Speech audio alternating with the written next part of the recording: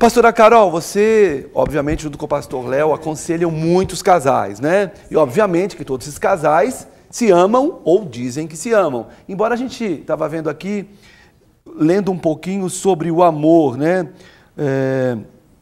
Coríntios 13. Isso.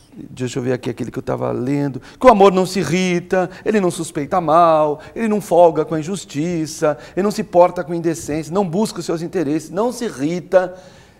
E esses casais que chegam até você dizem que se amam. Qual algumas características defasadas aí que você sente nessa moçada? Conta pra mim. Eu até brinco, até às vezes quando... Eu acho que às vezes as pessoas elas são muito ansiosas, né? E pelo fato da gente querer seguir, né, o que é o princípio bíblico, né? Eu acho que às vezes os cristãos, eles antecipam em muitos casamentos. Eu acho que você tem que ter um período para você conhecer, para você ter a oportunidade de passar pelas crises, para você ver as reações que a pessoa irá ter. Para você conhecer um pouco mais quem ela é mesmo. A gente precisa de passar por crises, para a gente realmente ver como nós reagimos diante daquilo. Né? E às vezes a gente observa pessoas que às vezes não estão preparadas.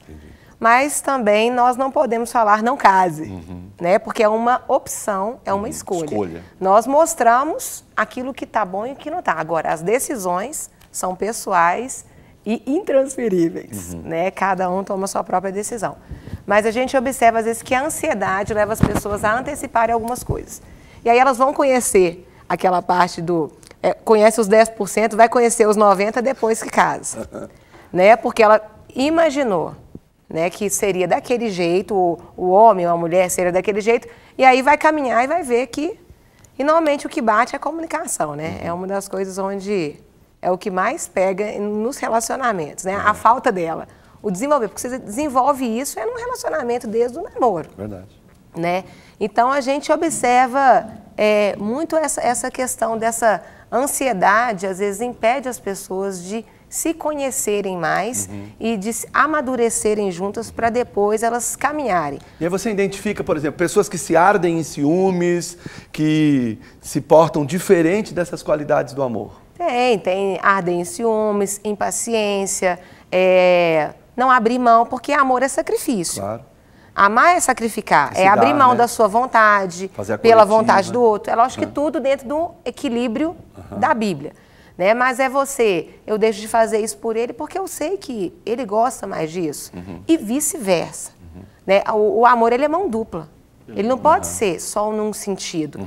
E muitas vezes a gente não tem conseguido ver essa via de mão dupla. Entendi. Sempre é o egoísmo, então. Sempre um tem ido e o outro tem ficado.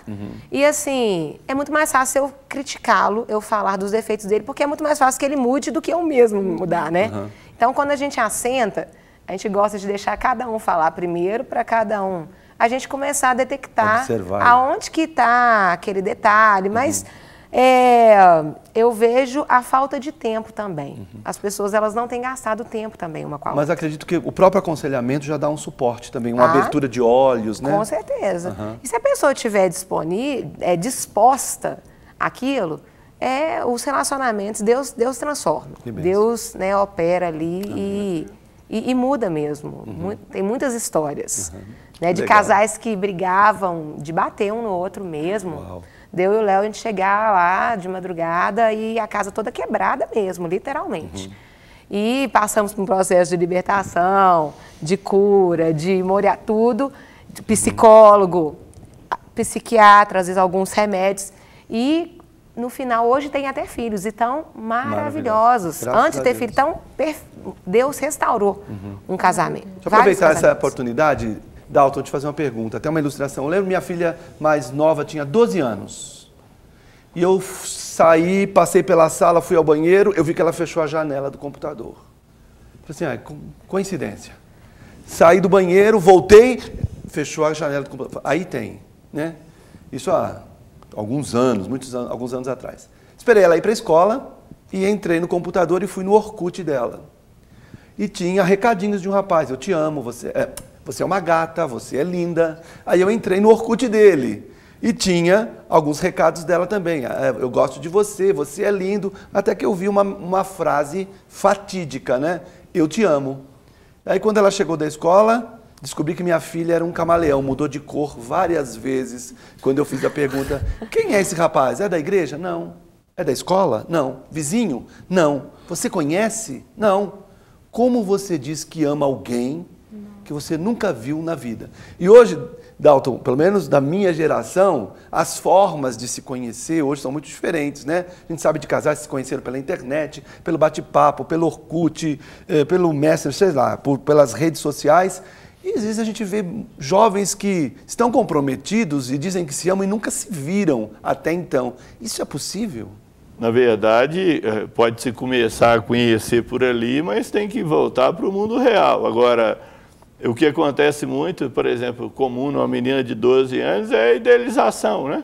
Porque eu falo, as pessoas idealizam muito. Então, o casamento é um negócio extremamente complexo, né? Por isso que eu falo, a pessoa não tem que procurar, não é um namorado, é um marido ou uma esposa. Claro que ele não vai casar de primeira, mas a ideia tem que ser lá na frente.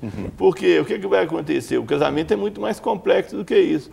As pessoas normalmente se apaixonam por uma ou duas características fundamentais ou primordiais para elas, e na hora que elas entram num relacionamento, mesmo de namoro, começam a aparecer conflitos de interesse, o que eu acho fundamental. Aí as pessoas têm que trabalhar esses conflitos. Se as pessoas forem progredindo, esse casamento vai dar certo. Mas se eles pararem nos primeiros conflitos, eles não forem bem resolvidos, as pessoas vão acabar não dando certo. Agora, o problema é a idealização. O eu te amo, muitas vezes, vem de toda uma imaginação que foi feita, que na hora que das pessoas relacionarem, aquilo não funciona. Conhecer inicialmente, sim, mas isso tem que vir para o mundo real e viver com o ser humano real. Porque cada um pode colocar uma ideia de ser alguém que, na verdade, ele não é, né? As pessoas já têm essa tendência de se valorizar em excesso. No mundo virtual isso é muito mais fácil. Proteção é bom, né, Dalton? Carinho, proteção. Quando isso passa a ser prejudicial? Na verdade, os dois requisitos básicos da educação humana é o amor e a disciplina, em equilíbrio, né? Porque o excesso de amor ou a falta de amor vai gerar um tipo de problema, e a falta de disciplina ou excesso de disciplina vai gerar outro, né?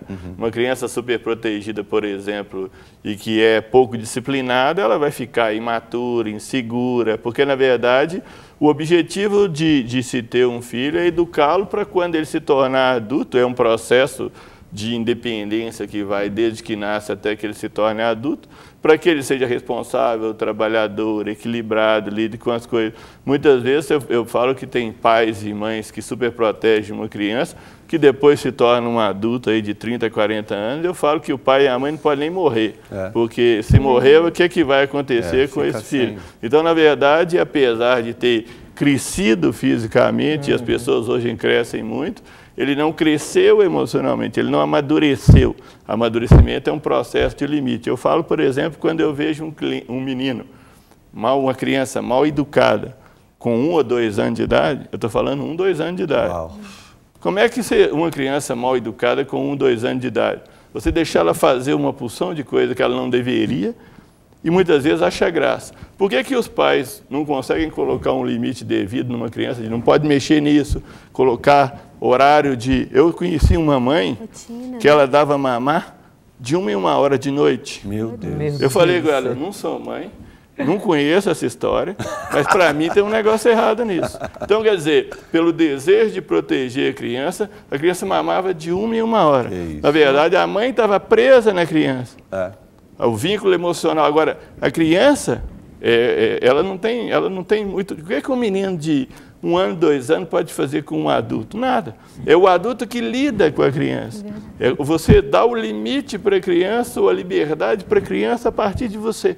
Então, uma criança mal educada com 1, 2 anos de idade, eu falo assim, quando esse menino tiver 4 anos, esse pai e essa mãe vão falar assim, não dou conta desse menino. Como é que um adulto de 20, 30, 40 anos de idade não dá conta de um menino de 4 anos? Eu falo um menino de 4 anos porque o menino já anda, já sobe, já fala, já faz uma opção de coisa. Por quê? Porque não conseguiram, pela angústia dos pais, colocar limite na criança, porque ele vai sofrer, porque a criança vai frustrar. A característica principal da maturidade psicológica é a tolerância à frustração. Você pode dar tudo por uma criança na sua casa, mas o mundo não vai fazer isso. E ela vai ter que aprender a lidar com isso. Eu falo que o primeiro ambiente social que a criança vive é a escola.